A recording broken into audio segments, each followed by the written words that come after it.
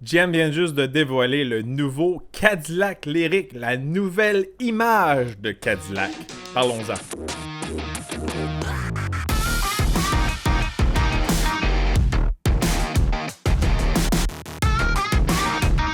Bon, ce soir, dévoilement en ligne de la nouvelle Cadillac Lyriq, une voiture 100% électrique, un EV, un EV, comme ils disent en anglais. La première voiture qui utilise leur nouvelle technologie de batterie au Ultium. J'ai pas dit lithium, j'ai dit Ultium. C'est vraiment leur nouvelle batterie développée avec les gens de chez LG. Vraiment un partenariat du côté de chez GM qui les met dans une position assez avantageuse comparée de la compétition. Alors, ils peuvent descendre vraiment le coût des batteries et aussi améliorer la technologie des batteries. Alors, cette nouvelle batterie Ultium va performer mieux, va recharger plus vite, beaucoup plus de range. Le véhicule en particulier, le Cadillac Lyriq, c'est un nouveau VUS, je pourrais dire, coupé.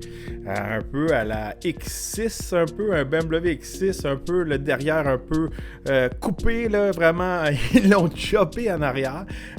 Véhicule qui paraît très bien, véhicule qui est prévu pour être sorti en 2023.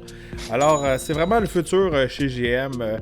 Ce soir, c'était vraiment un événement Cadillac, mais les gens chez GM n'ont pas beaucoup parlé du futur de cette plateforme-là. Moi, j'ai une bonne idée de qu'est-ce qu'ils vont faire avec ça. Une plateforme électrique, c'est très versatile. On est capable de faire plusieurs trucs. Alors, ce soir, à cause du COVID, bien sûr, on était vraiment en ligne. On n'est plus invité à ces événements-là. Alors, il faut les regarder sur notre ordinateur. Mais si vous étiez intéressé, c'était pas juste réservé aux médias. Tout le monde pouvait voir vraiment qu'est-ce qui se passait de ce côté-là. Fait que c'était très intéressant. L'équipe de chez Cadillac USA était là. Ils ont fait un petit Q&A, comme qu'ils appellent en anglais. Vous pouvez leur poser des questions. Moi, j'ai envoyé une question. Ils m'ont pas répondu, bien sûr.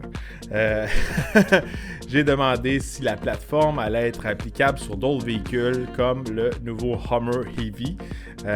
D'après moi, la nouvelle plateforme elle va s'appliquer à plusieurs modèles. Puis un peu, c'est ça qu'il disait durant le dévoilement, c'est que la nouvelle plateforme, elle peut s'adapter à plusieurs véhicules. Ça peut être un auto, un crossover, un VUS, ça peut être aussi un camion. C'est très versatile de ce côté-là. C'est juste une question vraiment de longueur de véhicule. C'est sûr et certain que si on a tant de batterie, à un moment donné, le véhicule est un petit peu plus long. Mais très intéressant de ce côté-là. Fait que si on parle un peu de la Lyriq, qu'est-ce que j'ai vu pendant le dévoilement de ce soir, il pouvait avoir des modèles avec un ou deux moteurs électriques, alors un à l'avant, un à l'arrière. Alors, c'est quand on a deux modèles électriques de ce côté-là, c'est sûr certain, plus de puissance, on peut aussi avoir une traction intégrale. Mais qu'est-ce qui était bon à retenir, c'était vraiment de regarder que du côté d'un modèle électrique, on peut vraiment jouer avec le véhicule, on peut le personnaliser. Si vous suivez mes vidéos souvent sur ma chaîne YouTube, on peut remarquer que souvent je vais jouer avec des véhicules de performance, qu'on a plusieurs modes de conduite, qu'on peut vraiment régler le véhicule un peu comme qu'on veut. Fait que des fois, mode économique, mode sport, mode de course, etc. Mode de remorquage. Fait que là, quand on tombe dans un modèle électrique, on vient vraiment crinquer ça à un autre niveau.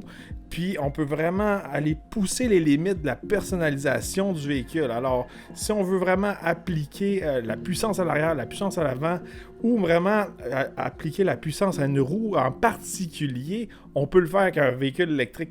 Alors, dans les courbes, on peut vraiment venir appliquer la puissance vraiment à une roue, puis avoir du torque d'un véhicule électrique. Fait que c'est très intéressant de ce côté-là.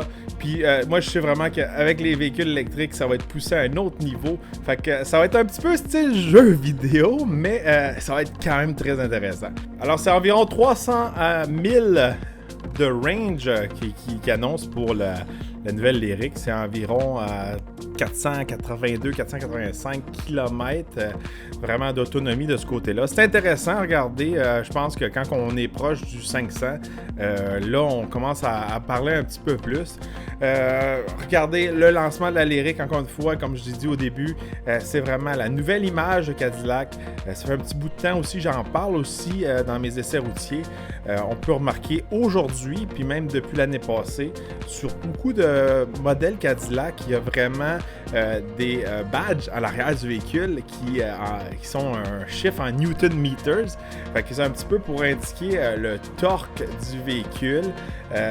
Puis c'est pas extrêmement précis, mais c'est un petit peu pour nous habituer à un peu la façon qu'ils vont faire dans le futur pour nous indiquer la puissance des moteurs électriques. Fait que Cadillac, vraiment, de ce côté-là, le futur est électrique, on peut dire. Ils disent que vraiment, de ce côté-là, ils vont avoir toute leur gamme électrique, puis c'est leur but d'être 100% électrique, puis être un peu les leaders dans le luxe des véhicules électriques.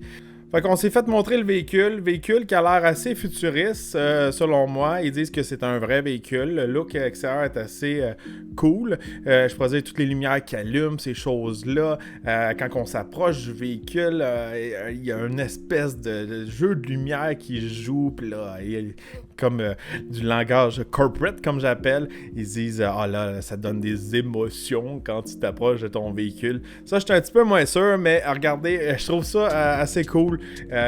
Ils disent vraiment qu'ils ont eu du fun à faire le design de ce nouveau véhicule-là, à cause que vraiment là, ils sont partis de zéro, ils sont pas pognés avec une plateforme puis un moteur, puis être obligés aussi d'avoir certains aspects aussi pour faire rentrer l'air, puis avoir assez d'espace pour un moteur à combustion. Ils disent que c'est beaucoup plus facile de faire un design assez cool pour le Lyriq. Fait que de ce côté-là, un autre plus pour les véhicules électriques. Qu'est-ce que j'ai remarqué aussi, c'est qu'ils disent que les performances vont être assez incroyables, même si c'est un VUS. Ils disent que vraiment la distribution du poids est 50-50, puis avec qu'est-ce qu'ils peuvent faire avec les moteurs, les batteries, puis toute la technologie, ils peuvent vraiment faire un VUS qui va vraiment performer. De ce côté-là. Regardez, beaucoup de technologie en dedans de ça. Je regarde mes petites notes ici parce que je viens juste de regarder le lancement. On peut recharger le Lyriq vraiment sur les 3 niveaux de recharge, 1, 2, 3.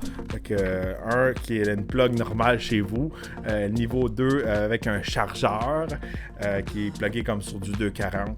Puis niveau 3, c'est un niveau DC. Fait que ça, c'était vraiment un fast charge qu'ils appellent en anglais, que là, on va venir recharger le véhicule rapidement en 30 minutes.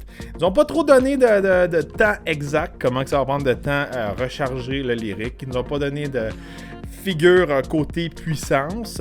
Moi, je pense que ça va ressembler beaucoup au Hummer EV. Mais bon, regardez, ça, c'est mes prédictions à moi. Selon moi, regardez, ils vont utiliser cette plateforme-là, puis ils vont en profiter, puis ils vont la pousser au maximum. Fait que, parlant de technologie, en dedans, on a un écran de 33 pouces curvé, avec une courbe dedans qui est plus qu'un 4K, c'est super haute définition, avec tous des beaux graphiques très excitants dedans, similaire au Cadillac Escalade, le nouveau, le 2021. Je suis tout mélangé parce que à cette heure, avec le COVID, ils ont tout repoussé puis ils ont changé les dates. Fait que je me mélange un peu. Il va être disponible avec le Super Cruise 3e génération. Fait que ça, c'est un super Cruise. Fait que de ce côté-là, bientôt, regardez, ça va être des véhicules qui vont être presque autonomes. Là, surtout quand on tombe dans ces modèles assez futuristes-là, on peut s'attendre que le véhicule va être vraiment de plus en plus autonome. Puis avec le Super Cruise disponible, regardez, je m'attends que ça va super cruiser. Mais j'ai vu des véhicules, moi, quand je suis allé chez GM avant Noël, j'ai eu un petit meeting avec eux autres, puis j'ai vu des véhicules autonomes qui roulaient dans le coin de San Francisco. C'était des Bolt EV.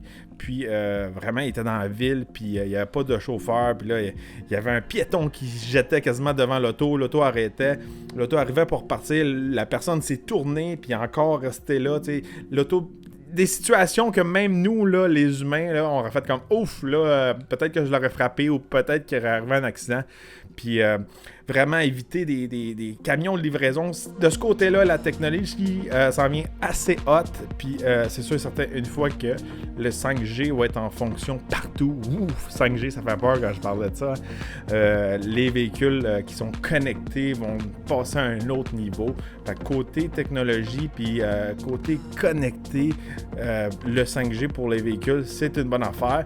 On tombera pas dans les conspirations si le 5G c'est bon, ça donne le cancer.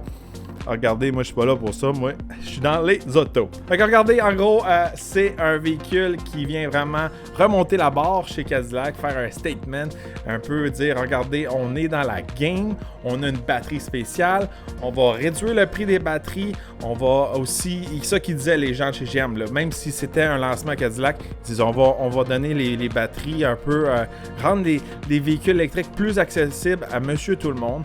Puis selon moi, regardez, je vais faire mes petites prédictions. J'aime ça faire des prédictions.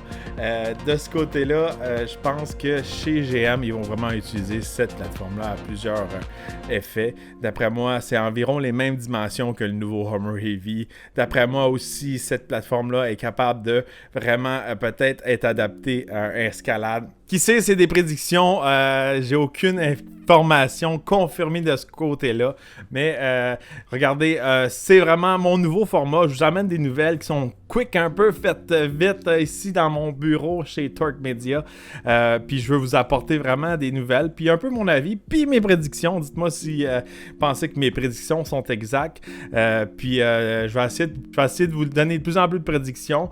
Mais regardez, quand je parle de prédictions, personne ne m'a confirmé de ce côté-là. J'ai pas quelqu'un de chez GM ou quelqu'un d'une autre compagnie qui m'a confirmé tout ça. C'est juste moi qui fais 1 + 1 égale, ça va faire ça. J'ai passé beaucoup de temps dans l'industrie, puis j'ai passé beaucoup de temps aussi dans le monde corporatif.